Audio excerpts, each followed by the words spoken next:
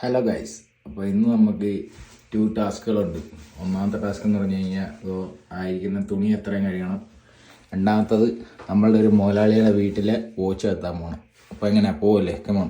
അപ്പോൾ നമുക്ക് തുണി കഴുകാൻ പോകുന്നതിന് മുമ്പ് നമുക്ക് തുണി കഴുകുമ്പോൾ ഇടാനുള്ള കോയിൻ എടുക്കാൻ പോകണം.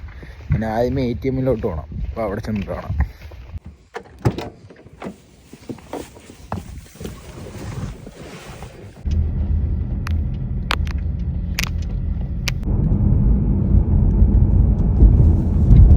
അപ്പോൾ ഗൈസ്, ഇതാണ് നമ്മളുടെ ഡ്രൈവ് ത്രൂ ATM.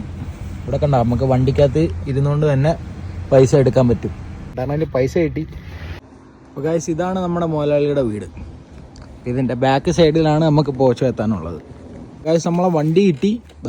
ഇനി ഇവിടെ അങ്ങോട്ട് വെളുപ്പിക്കുക, അതാണ് നമ്മളെ ടാസ്ക്.